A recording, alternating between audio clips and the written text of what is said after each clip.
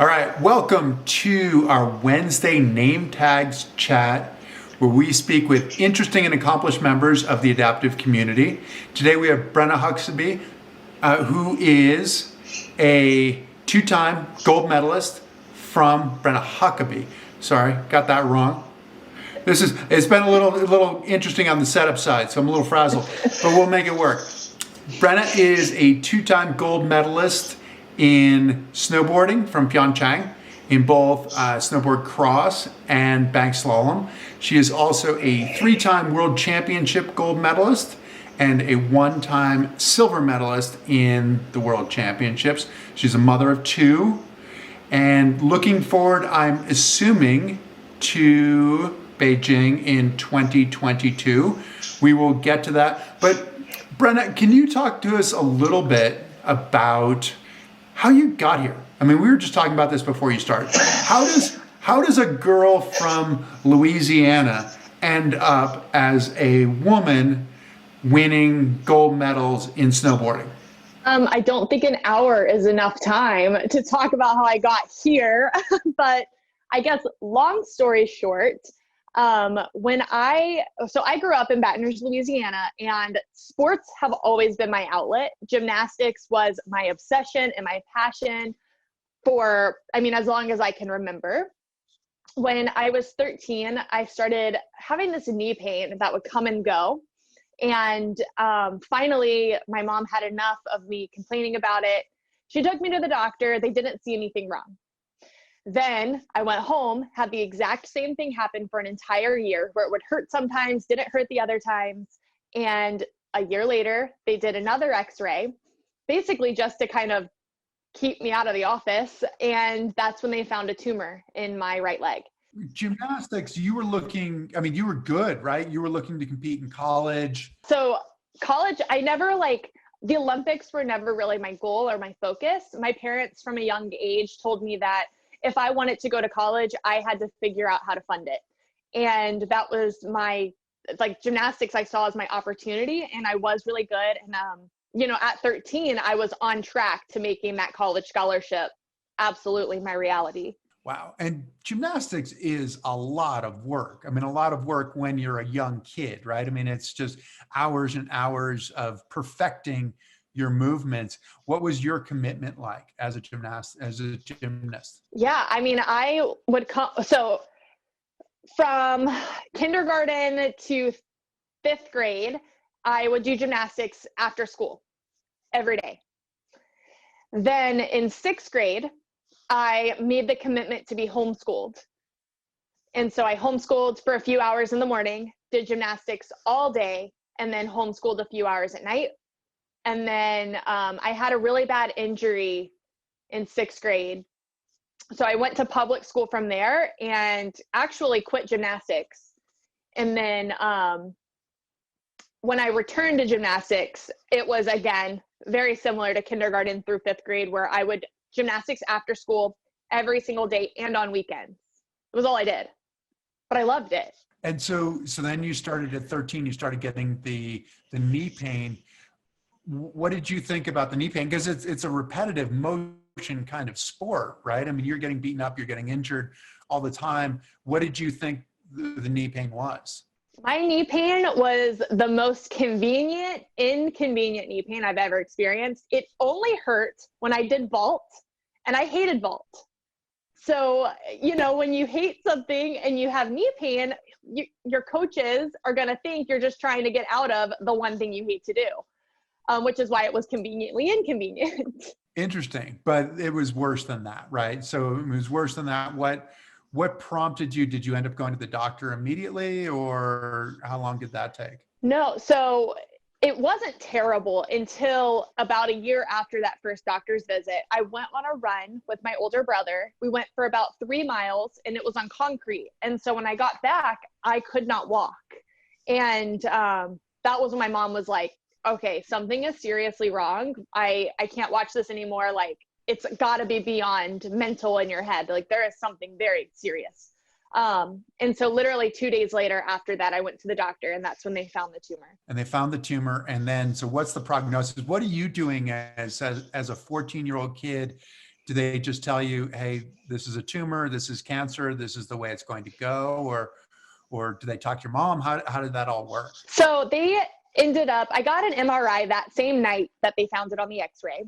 And they ended up telling my mom everything that was going on. And then she came home, and at home, she told me, you know, what they had found. I did not know what any of it meant. I was like, what are you talking about? Do I have to go to school tomorrow? That was all I cared about. So I really didn't know what was going on. And it wasn't until I had the biopsy and like really started chemotherapy that I realized like, oh, this is serious. Like this is not good. Wow. And then, so where did it go from there? Could you still compete or train, or how did that work? No. So the closest best hospital for me at the time was in MD Anderson in Texas. So when they found the tumor, I pretty much, I think like 2 days later, drove to Texas. And we knew that the tumor, whether it was benign, non-cancerous, or malignant cancerous, no matter what, I was going to need surgery. So I kind of already knew my season was over. I just didn't realize it was over for good. Wow. And so then you have to go through the chemo, then you have to go through all of the surgery, everything. And then when do you get to the point of the amputation? Because I'd imagine you wanted to keep your leg, right? Yeah, so originally I wanted to have the limb salvage where they go in and they put a titanium rod where your leg is. And that's just, it really isn't functional. You can walk, but you can't run, jump, twist, anything fun. But you have the aesthetic of a real leg. And I had originally chosen that because, I mean, especially this was 2010, you know, you didn't see many people with disabilities. And so the idea of having a prosthetic leg was worse to me at the time than the idea of not being able to play. And so I had originally chosen to save my leg. And then my tumor, instead of shrinking from the chemotherapy, was doubling in size very quickly. So we had to amputate, or, I mean, I didn't have to amputate, but if I wanted to survive, I had to amputate. And that's whenever, literally when we found the tumor was growing, 2 weeks later, I had my amputation. Wow. So that was no time to prepare, really. I mean, to prepare mentally. What was that like? I honestly don't remember a whole lot of it. I was coming off of chemotherapy, which is the only reason that we had to wait 2 weeks was because my blood counts were so low. And every time that I had a treatment, I mean, I was on so many different medications. I really do not remember much. So 2 weeks later, you lose your leg. And then what happens from there? Because you're a teenage girl, right? So I mean, you're going through weird stuff, right? As a teenager, and looking different than other people. And I mean, what happens as a mindset after you then lose your leg, and how do you start sort of rebuilding who you are, creating who you're going to be? Yeah. So, I mean, honestly, throughout that whole time, I kind of felt like my family's rock in a way. And so I always tried to be stronger than I felt. And so I was pretty okay until I was done with treatment. Whenever I finished treatment, the whole reality of everything that I went through had really sunk in. And because I realized like the whole life that I had just fought for, it didn't exist anymore. Like it wasn't there. I didn't have friends, gymnastics, passion, just a future that I thought I had. And so after cancer, and at the point I was cancer free, that was when I noticed and realized that like, holy crap, like my life has changed like big time. Wow. Yeah, that's an interesting dynamic, isn't it? That you, as the one with the cancer, are the rock for everybody else. And in some ways, it's partially because you kind of know what's going on. Like they're just trying to make you better, but you kind of know, like, okay, this is all right. It's all good. I'm going to be fine. But the reality of it, when the reality hits you and you think, well, this is for the rest of my life, what was next? How did you start picking up the pieces? Took me a really long time. And I had to allow my family to be my rock, because I was depressed. I've never been so depressed in my life. I wouldn't even wear my prosthetic. I rode around on a Jazzy. I was angry. I was hurt, typical stages of grief. I experienced all of them in a very quick amount of time. And my family, actually, my mom said this one sentence that completely just changed me. She said, every time that you lay on this couch, you're letting cancer win. And that just struck me, because it's like, yeah, I may have physically beat it, but it's winning. It's still taking over my life and consuming me. And so we knew that sports were such a big thing for me, because, that was my whole childhood. So we as in my family were like, all right, well, let's see what you can do. Let's pick you up and put you into as much as we can get you in, and see what sticks. And that was kind of the direction that I took to get me out of that depression and that funk. Was snowboarding the first thing that stuck, or was there something else? And there's crying in the background. This is hard. Tough audience. I'm sorry. She's like, don't ask that. No, snowboarding was never, I'm from Louisiana. Like, I didn't even know what snowboarding really was, never even a thought. I had tried swimming. I had done water sports. I had tried I'm so picky when it comes to sports. I don't like to sweat. I want to be good at it the first time. And so every sport that I had tried, I did not like it, because it was sweaty and hot and gross, and I didn't like it, or I was terrible. And so about a year later, that's whenever I got invited on a ski trip, and that's when I decided to snowboard, but I was awful at snowboarding.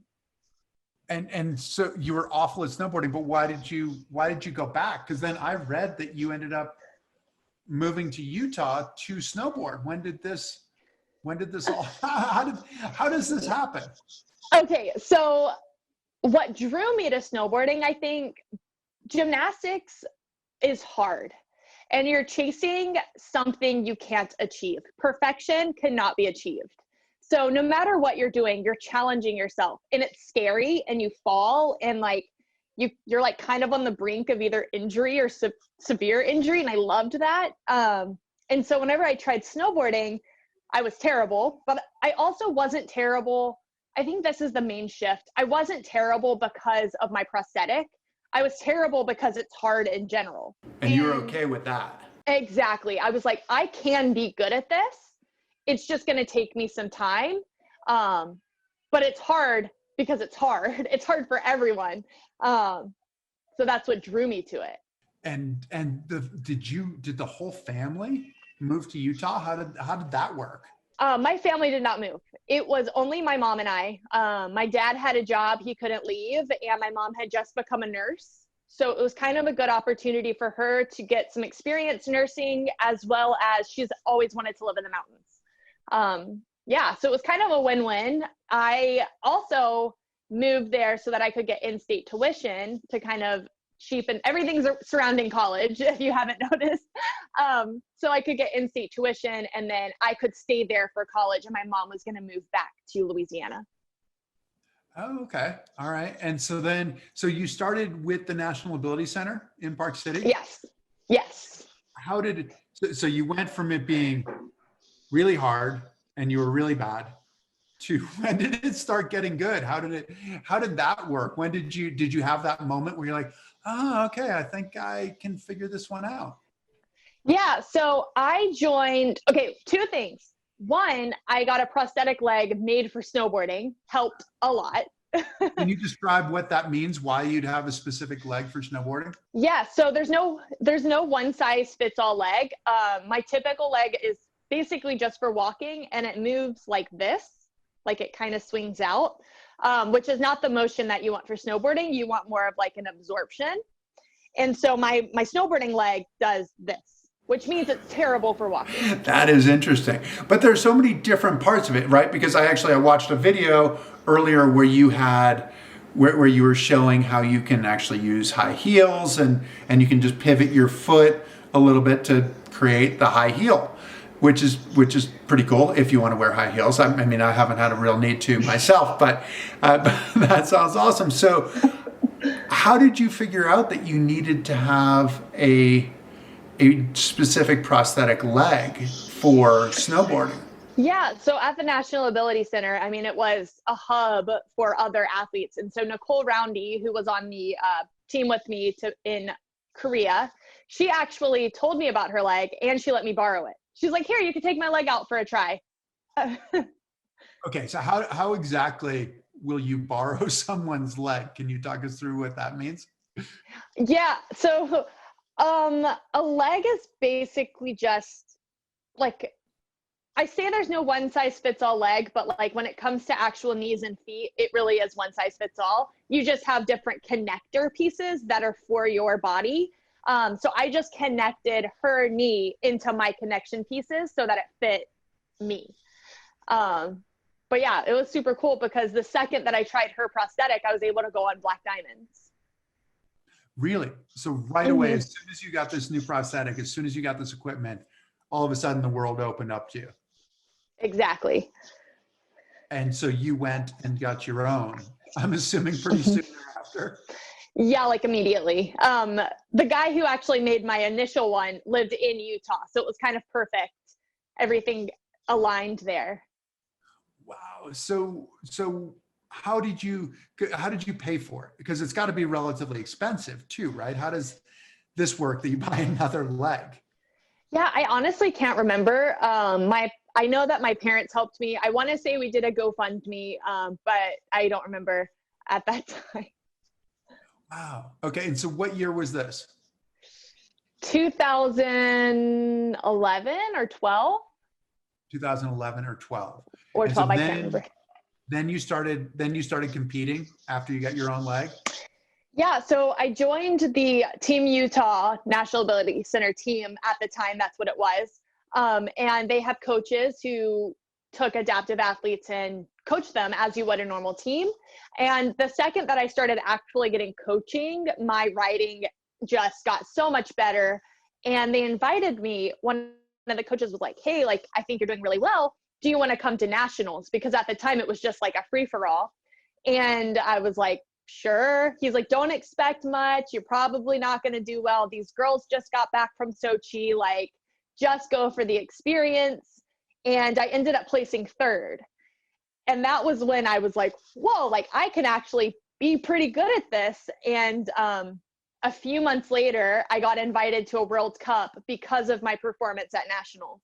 And that was when it just took off. So once you got the leg, then you started competing. Then you're competing. You're third, and the women in the U.S. were really good as well. So this immediately tells you that you're in pretty good shape in the world. Yes. And then you did well in the World Cup. And so that was 2014. And then by 2015, you were fully on the team and gold and silver in the World Championships, right? Yes. So, yeah, my first World Championships, I got a gold medal and a silver medal, which was kind of mind blowing. Did you expect that going in? No. What was your thought process? Like you're approaching your first event and you're going in and you're thinking, you know, are you thinking, well, I have to beat this person that I'm up against? Is this dueled or is it single person on the run? It was duel, and I am an extremely competitive person. So I'd love to lie to you and say I was just there to have fun, but like, no, I was out for blood. I wanted to win. But I think like also I was just so wrapped up in the experience as well, because I had never traveled out of the country until I went out of the country once, but like I had never been to these places that snowboarding was taking me. So I was just like totally in the moment, but also trying to win. And where were the World Championships? They were in Spain. In Spain. So that's super cool. So you're going to Spain, you're competing in Spain. Are you hooked? When did you get hooked and say, I'm going absolutely as far as I can with this? Probably the second that I started snowboarding. Yeah, but I would say that it really became a reality once I started competing. Once you started competing. So this is 2015, and then you had your first daughter in 2016, right? Yes. And when is her birthday? May I want to figure out how much 2016. time there was between that and World Championships. Yeah, so I'm trying to, let's see, I gave birth to her in May, but I was competing pregnant because I didn't know I was pregnant. Yeah, so I was competing like 3.5, 4 months pregnant with her in my tummy, and I had no idea. So that was kind of good though, because I got like half a season in before I took a whole season off to give birth and maternity leave and all of that. And then I returned that following season while she was only like 6 months old. And that was when the next World Championships was. What is that like? Because I'm assuming that you don't just leave her at home at 6 months old, right? Are you traveling with an infant as you're going to the World Championships? I wish. No, I had to leave her. I was leaving home when she was 3 months back then. I mean, childcare, I mean, it's expensive. You know, we'd have to fly out her, a nanny, somebody, a hotel room. Like, these are costs that, especially back then, I couldn't even think of ever covering. So I left her at 3 months old, and it was the hardest thing I've ever had to do. Oh, that's got to be brutal. And then, so how do you look at competition when your 3 to 6 month old daughter is at home? What's the perspective? What's the priority? She's my fire. So I had to learn how to compartmentalize. Whenever I'm on the road, I am snowboarder. When I'm at home, I'm Brenna Huckaby. Or I'm mom, sorry. And so when I'm on the road, if I'm leaving, this is kind of what I told myself when I first decided, like, I'm going back to sport. I'm like, if I'm leaving, I'm going to make it worth it. I'm going to make it worthwhile. I'm going to do everything that I can to ideally, do well so that I can provide a life for my family. And so she was my fire, my motivation. Both my kids still are, because I mean, I missed out. I was talking to Tristan, our youngest one just started kind of walking today. And I told Tristan, I missed out on Lila's, my oldest, first steps because I was on the road. And it's like, it was worth it in the end, but I mean, it's hard. You're giving up so much. And I'm like, if I'm giving all this up, like, I better come home with some gold. And so is that because we always need those big goals, right? Like the big overarching goal, and some of it's to win, but for you, it sounds like it's to support your family. Is that the big goal for you? Are there other sort of big goals that are encompassed in that? Or is it really that's the overarching one? No, I would definitely say the biggest one is to support my family. It's definitely a lot in there beyond that. I mean, I do this so that I can create a platform so where I can help literally anyone who needs it, whether it's disability, body positivity, mental health. Like, I want to build a platform in a place, in a community. And so, like, that's in there. Also, just, I love snowboarding. I love competing and I love winning. So, like, obviously that is definitely a piece, but I would say the biggest umbrella is to make a life so that I can continue to do all of these things. Because the second that you have to go get, whether it's a 9 to 5 or something, you're taking away from the time that you could be giving and doing other things, what I'm doing now. So that's like the big goal. Yeah. So tell people how does it work? How are you able to make a living as a Paralympic snowboarder? Because it's probably not obvious to a lot of people. It's very, very, very difficult, first of all.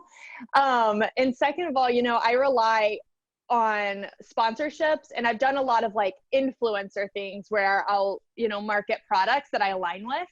But honestly, like, we don't have NBA money. Like, it's maybe you'll get a collaboration or something, but it's a grind. You're always trying to look for, what can I do to help market a company so that they can help me. And so you, in addition to being a mom, in addition to being an athlete, machine, right? What do you consider your job, and how do you approach the marketing side of things? How do you balance all of this? Oh, I hate when people ask me what I do because I honestly don't know. I do so many different things. I do whatever like the flavor of the month is. It's like, oh, I'm feeling this a little more, so I'm just going to give them this answer because otherwise I will be sitting here for 5 minutes telling you what I do. So yeah, I just kind of pick whatever one makes the most sense for the conversation. Right. But I am right there with you. I understand exactly how that works. It's always the hardest. You can't just say, well, I'm a doctor or I'm a lawyer or I'm a teacher or whatever it is. It's like, well, I do a little bit of this and I do a little bit of that. And this one's in an embryonic stage and this one is okay. And I'm hoping that they all come together and actually mean something in the end, but I'm not positive that it's going to, so I won't tell you. Yes, that's me. So we were sharing earlier on the thing that when I competed that actually catapulted me to the point where I could make a living as an athlete was I was in People magazine. I was one of the 50 most beautiful people in People magazine. You did, thank you very much. Thank you. It really, I mean, it's so funny because it was more recognizable. It was more valuable in a lot of ways. I mean, a lot of people saw it than all of the medals that I had won. And, I mean, it's like you think, well, I was the best in the world at this point. And, this day I was the best in the world, but that was the thing that catapulted me. You did something really similar in that you were in the Sports Illustrated swimsuit edition. First of all, how did that come about? So I actually found out I was in the Netherlands or Amsterdam, I can't remember, on a snowboard trip. And I got a text at 5 o'clock in the morning, hey, can you go to Aruba in 2 days to shoot for SI Swim? And yeah, that was the text. And like, hold on, who's this from? Who's the text from? I do have an agent. I work with an agent. So he texted me and we had just started working together. And I was like, I looked at my teammate and I'm like, dude, am I reading this correctly? And so then I had to figure out, how do I tell my coaches, like, oh, peace out, I'm going to go to Aruba while, we're in the middle of this competition. But we hadn't started competing yet. We had a few days in between. So my coaches were like, yes, absolutely go. Like, go do that. That's very important. And I was like, okay. And then I shot in Aruba for like 2 days. And then I flew back and competed the next, I had like 2 days in between. It was crazy. Wow. Now, when I did my shoot, I actually did my shoot going home from Nagano. So we competed in Nagano. We stopped in Hawaii for 2.5 days or something like that, and then flew to Oregon. And unlike you, to a certain extent, they told me, you've got to keep this secret. If anybody hears about it, we're going to pull you.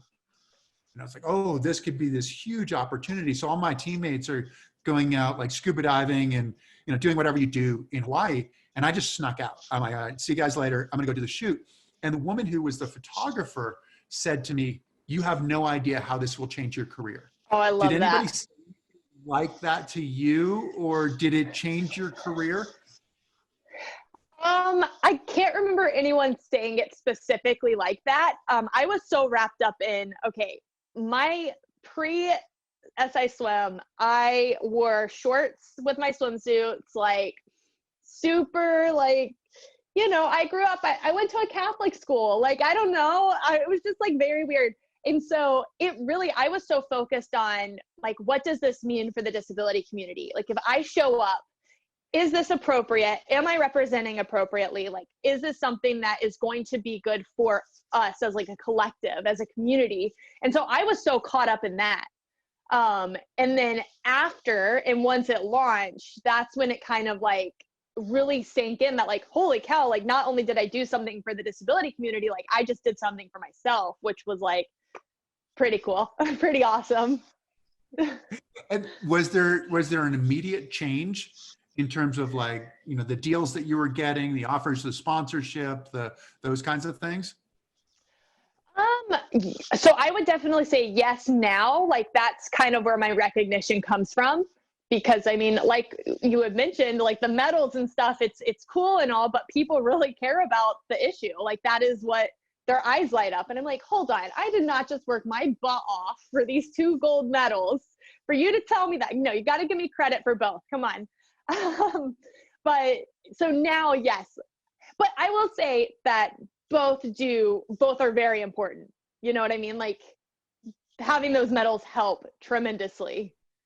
Well, you're the complete package, right? You're not just a pretty face. You can go really fast. You're really good at what you do. You work hard at what you do. What was the reaction from the community? You were saying that part of it is you wanted to represent the community well, the disability community. What was the reaction? I was so scared to check the internet the day after it came out. But when I did, it was flooded with positivity.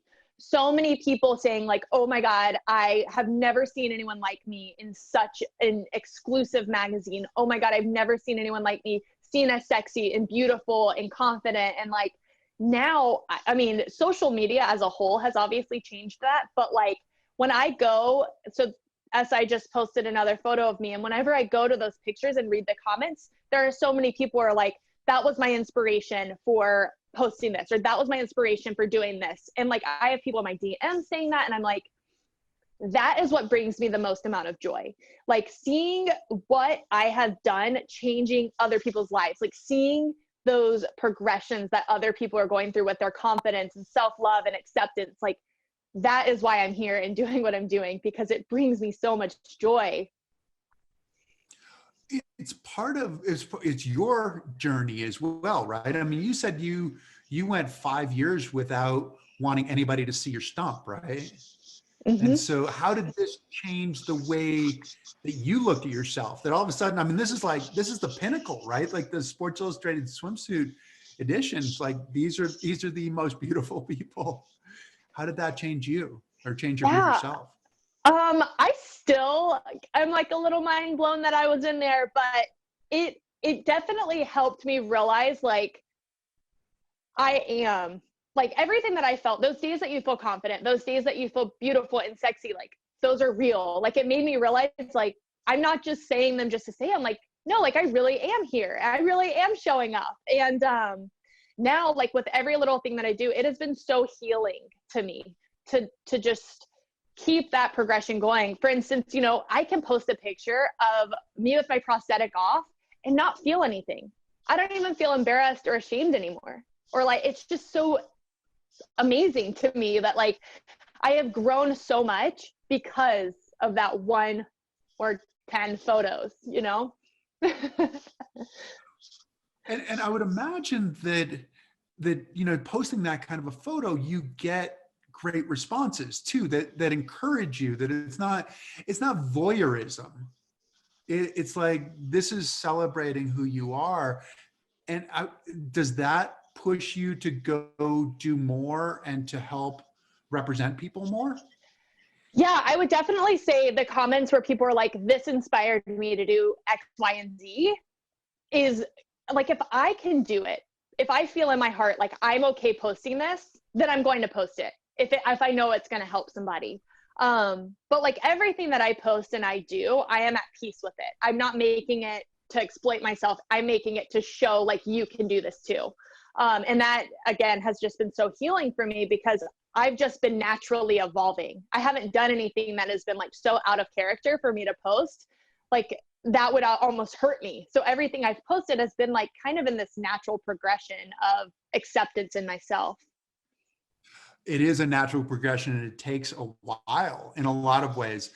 So looking at, you know, I mean, looking at the reviews, or not the reviews, but the comments, right? I mean, you said the comments have been overwhelmingly positive. When I'm buying something, I go and look at the reviews, and I get, okay, yeah, this is great. This is great. I'm like, okay, how about I go to the person who says, this is the worst thing going? Have you had any of those comments that just cut you to the core? And what does it do to you, and how do you bounce back from it? Of course, people on the internet can be so mean. But I feel like I get hurt when I read people's comments that are mean, but I don't know. I always remind myself, I'm like, it's not real life. Like, they're not in my real life. But there has been a time where I overheard people in public talking about the issue, And then they mentioned, oh, well, they should have used this model because she's prettier. And I still think about that to this day, because it's like, oh, maybe I did incorrectly. But like, why do our brains do this? That was one instance of hearing negativity over the hundreds and thousands of the positives. Like, why am I caught up on that one? It's ridiculous. It is completely ridiculous, but we go there, right? And we keep hearing it in our head. You get 1,000 that are like, she is spectacular, she's beautiful, she's a trailblazer, she's changing the world. And the one person is, oh, she could have been prettier. You know, and you're like, oh, but can you block that out? Can you find a way to just kind of move forward, or to take the emotion out of it? Because it's really hard. I mean, that's for all of us. You just happen to be more visible than the rest of us. Yeah. So I go to therapy, helps a lot. Just like being able to talk through it, because like I said, like, that's not, these people, they're not my support. They're not the people that love me and care about me and cherish me. And like, that is why I live, right? Like, for my daughters, my husband, my parents, my grandparents, like, their opinions of me are truly what matters, and how I show up for the people in my life. And obviously how I show up online is important, but at the end of the day, when I pass away, the people in my room and in my house, those are the people that are going to be at my funeral. And it's like, I need to remember, like, that is the most important thing. And I don't know, it kind of just keeps me grounded, and like remembering that this world right here is the world that I should be caught up in. Did that come about as a result of therapy, or was it just reflection, or things that you read, or where did it come from? How did you come to that realization? Definitely a mix of all of the above. I love reading. I am in personal development books all the time. I love reading, I love reading everything, but I do read a lot of personal development. I read, or listen to podcasts kind of in the same area, and therapy. So I get to talk it out, and then I get to go back and do some self-reflecting, and it's just a combination of all of that. I'm always trying to see how I can be better, because I feel like whenever I am better, I can show up for other people better. And you're showing up for other people. You're doing your blog, your TikTok blog, which is really pretty vulnerable. And I'm imagining that you have seen a progression as you've gone along. You've been willing to share more of that. What was the idea? Why did you think that you wanted to start a blog? Yeah, so I started TikTok just for fun back in, I don't know, I was still pregnant. And I just didn't really know what I was doing. And then I made a video, and I can't remember what it was, the first one, but I think I read comments around, oh, I didn't know that. Or, oh, that's really interesting, I've never seen that before. And then it made me realize, I, on Instagram and Facebook, have been living in this bubble, and because the reach is so much smaller. And so when I got on TikTok, I noticed I am hitting so many people who has never seen somebody with a disability.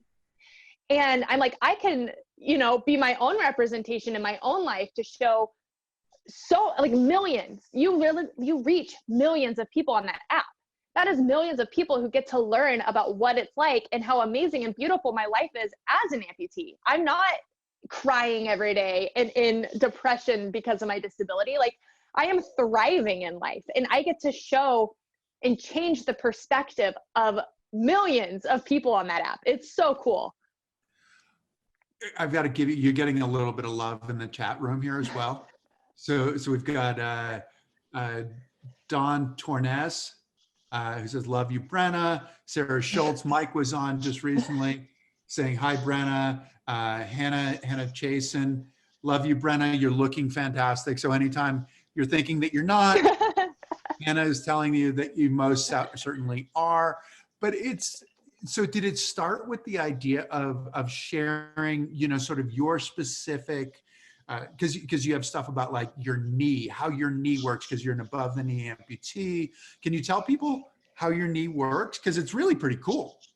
Yeah, so I have a microprocessing prosthetic knee, and this knee is for my walking. It's pretty much exclusive to every day.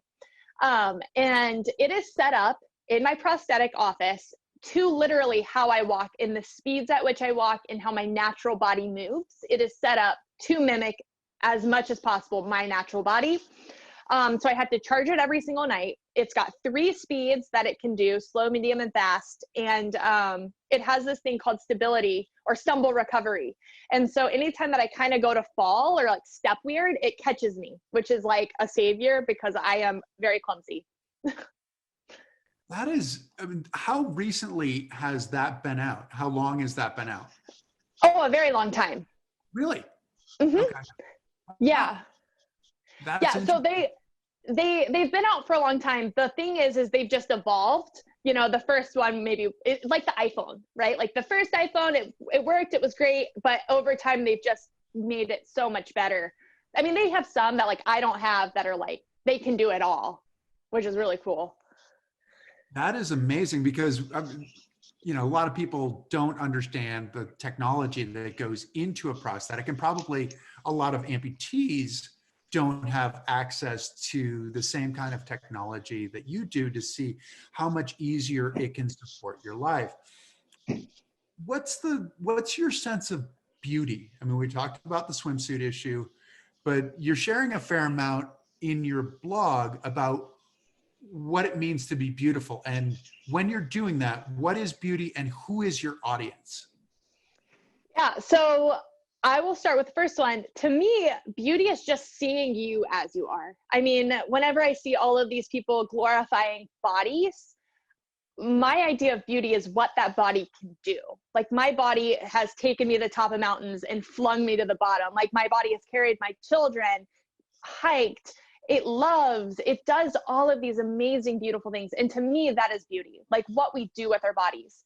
And my audience is hopefully everyone. I feel like everyone can relate and take a little bit of that with them, because I think so often, especially Gen Z, which I'm technically a part of, we are so caught up in image, you know, the social media generation.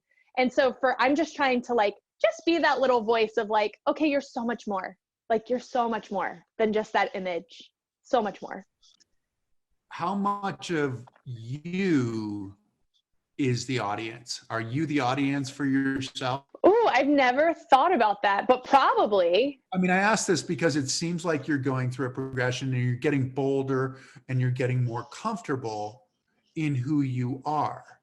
So sometimes, I mean, I'm a firm believer that teachers end up learning more than the students oftentimes. And you are in this position of being the teacher, and you're held to a higher standard, right? By putting yourself out there as an expert.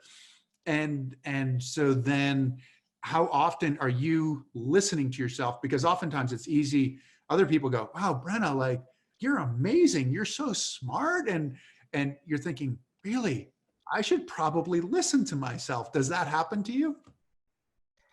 Absolutely. And I also feel like so often I'm talking to like other versions of myself, or like pieces of me that I've like grown out of, but like, I wish somebody would have told me this, or like, I wish I would have heard this during this stage. And I think so, while it might not be me at this moment, which sometimes it is, I feel like more often than not, it's like a past me for sure. Do you go back and watch your blog posts, or once it's done, it's done? I hate it. I think my voice is so cringy. I can't, like, I won't watch this. No. That's okay. I won't take it too personally. I mean, few tears on the pillow, but it'll all be okay. Don't worry about it. But I don't think your voice is cringeworthy at all. But I think we all think that about our voice. And it's funny because I saw the one where, because you seem pretty bold. You seem like you don't care. Like you put out the one about how you wear your pants. Can you describe how you wear your pants? I'd not seen this before. Yeah. Okay. So going back to old versions of myself, I was so like embarrassed and ashamed of how my body looked in pants. I have a lot of atrophy on my right side where my prosthetic is. So muscle smallness. So yeah, my quads are like very different sized. And so for the longest time, I either didn't wear pants or I would take toilet paper and put it around my quad and then duct tape it so that my pants filled out. And like, I would do that every day. That is like so wasteful. I cannot believe I spent the time to do that, just so that I could feel normal. And so I now, as I've gotten older, have realized, one, I'm not fooling anyone. Like, I clearly don't have another leg. Like, that is so crazy to me. And two, like, going back to our bodies are so much more. I don't need to do that to be beautiful or to fit into this bubble of beauty. And so now I just wear my pants like anybody else, and I own it and I love it because I love myself and I love my body. Is some of that just fitting in though? Just like avoiding the questions, like being in the supermarket and somebody like, what's wrong with her leg? What's going on there? And not necessarily wanting to have that conversation? Or are you always in a position where you feel like it's an opportunity to educate? It's a teaching moment. Yeah. So, okay. So high school, Brenna did the duct tape and stuff. And it didn't stop the questions because you could still tell that I had a leg. It was just lumpy. Like, it was obviously something was wrong. And so it never really stopped any of that. But as I've gotten older again, and I have my own kiddos, I realize like it is an opportunity to educate. But hopefully we can get to a point where people don't have to ask you. Like, hopefully we can get to a point where I can go to the grocery store and not have to spend 10 minutes of my time explaining to somebody what a prosthetic is, how it moves, or my life story of how I lost my leg, because like that in and of itself can be kind of traumatizing. And I'm just trying to buy milk. Like, I don't need to go into my whole life story. And so I hope through making videos and seeing all of these other amputees doing the same, like they're also putting in the work online, like, hopefully we can get to a place where it's just another thing, you know? It's just like, oh, that person's kicking butt. Yeah. And when you show up in a skirt or in shorts or something, people look at it and go, whoa, like, that's cool. Like, I mean, this is high tech stuff, right? Yes. So it definitely depends on where you are. I've had kids scream at me. I've had older people, like, when I walk by, or they do I'm like, I can see you. But I would say in the last like 5 years or so, it's been mostly like, whoa, I've never seen that. That's really cool. Which is promising because I feel like people have often seen them online or somewhere else. They're like, oh, I've never seen one in person. So it's kind of cool because we've kind of switched the narrative a little bit, which everything takes time. Right. And you happen to be really good at a variety of different things. And, snowboarding being, primary, I would assume, but really good at a lot of other things as well. And so it's interesting what you're saying about with the blog, where you're putting it out there so that the conversation doesn't have to happen. And for you, that's not that big a deal. But the conversation for somebody, like if you look at the younger you, the you who had just come out of the hospital, you don't know what's going on. And people are asking you questions. You're like, let me get back to you in 6 months because I don't really know. I don't really know what you're talking about. So it's interesting that you're putting it out there to in some ways, eliminate the questions. It puts a premium on you to be more honest, though, too. Is that a challenge? I would say it can be. So being open, I don't mind. Like, if I can help somebody, I'm going to do it. But I will say I do get a lot of comments where they're like, oh, that's such a pity. Or like, I would kill myself if I lived like that. Or like, and it's like, no, like, you're missing the point. Because my life is pretty freaking awesome, and everybody in my life that I know that has a disability, their life is pretty freaking awesome. So some people miss the points, and that's really hard for me because it's like, I just shared all of this. I just put this out here and you're going to say that? Like, really? But then I have a friend who's really outspoken in the disability community. So I'll text her and be like, okay, I just need to vent. This happened. And then she's like, yep, that's just your cue that you need to keep doing what you're doing. And I'm like, you're right. And we just keep going. How can you, because your experience isn't that much different than everybody else's experiences. I mean, you talk about like snowboarding, right? That you wanted to get involved in snowboarding because it was hard, because it was difficult to do, because it reminded you of gymnastics, and life can be hard. How do you relate what you're doing to somebody else, to somebody who is not an amputee? Yeah. So, okay. I always say like gymnastics prepared me for everything life has thrown at me, because sport has taught me perseverance. Perseverance is literally the key to life, because you are going to fail. You're going to be rejected. You're going to go and do something, and something's going to happen and redirect you. And that's how you get to it. So like literally nothing is certain. Nothing is set in stone. And the second that you accept that, and the second that you realize that, you're able to freaking thrive, because you know it's coming.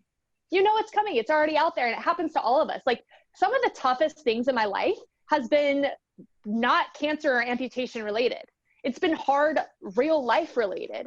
And I have just been fortunate to have all these tools through cancer and amputation and self-reflection that I've been like, oh, this is how I'm going to get through this.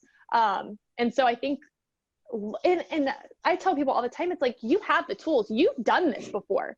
It might have been on a smaller scale, but you've done this before. You've picked yourself up somewhere along the lines. Like you've done this, you've got this, and you can handle it. And what's their response? Depends on who I'm talking to. It might take a little more convincing, but I would say more often than not, like people are able to like see like, oh my God, like you're right. Like I've been here and I can do this. And I mean, I think one big thing is like always having somebody to talk to and to kind of motivate you through it and help you work through it. For me, that's been therapy. I'm a pro therapy for all. If you know, it's getting more accessible, which I think is beautiful, but like just having somebody there that you can literally just let it out and work through it through speaking through it, or writing or journaling about it has been really big for me too. So you have two daughters now. How old are your daughters? So Lila's 4 and Sloan is 10 months. 10 months. Wow. Okay. So how does is this a big part of the refrain, the common teaching with your daughters?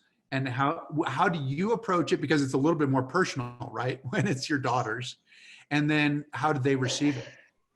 Yeah. So I feel like the younger that you can learn a lot of this stuff, it's going to be a lot easier. And so I do a lot. I try to do a lot for my kiddos to kind of see the value in themselves at a young age, because I feel like if you can start there, then they will have the confidence in the foundation to handle and tackle anything in life. And then also like my home is a haven. Like my home is a place where you can come and like mom loves you, mom's got you.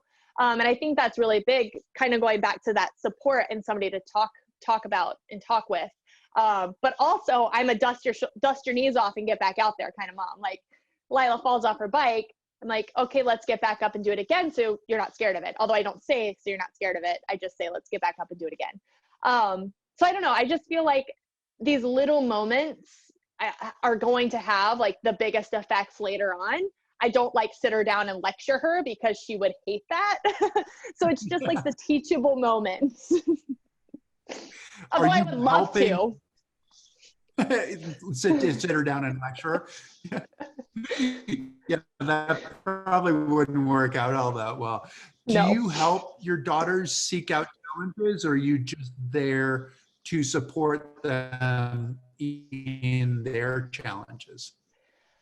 I mean, she kind of seeks out her own challenges. I would say if she's like kind of nervous or afraid of something, Tristan and I, my husband, we're very like, we hear you, we know that you're scared, but let's kind of work through it and see how we can maybe do a little bit. And then tomorrow do a little bit more. And then the next day do a little bit more. Which like snowboarding has been one of those examples where she was kind of scared of it, kind of nervous. So we would say, okay, let's just go out and do one. Let's do one run. And then she would do one and be like, oh, that wasn't even that bad. I want to do another and another and another. And so I think just like for us right now where we are, it's just kind of helping her get started, because that's often the scariest part of anything in life, is just taking that first leap. It doesn't change, right? I mean, it doesn't change from a 4-year-old to a 64-year-old to an 84, whatever it is. I mean, a 24-year-old, it's the same kind of thing. And we all have, it's so easy to be a victim of our own fear. And so giving her that skill set to be able to say, okay, I am afraid, and this is what fear means. Fear is in some ways self-preservation, but it can also be a great challenge. I mean, you are somebody who seeks challenges. And do your kids, do they inherit that from you? Do they pick it up along the way? How does that work? My kid is crazy. She is a challenge because I'm like afraid of what she's going to do next.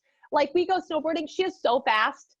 I like have to close my eyes. I'm like, oh my gosh, this is so scary, but she's good. She knows what she's doing, as a 4-year-old does, but I'm like, oh my gosh. So yes, I am the one that has to be like, okay.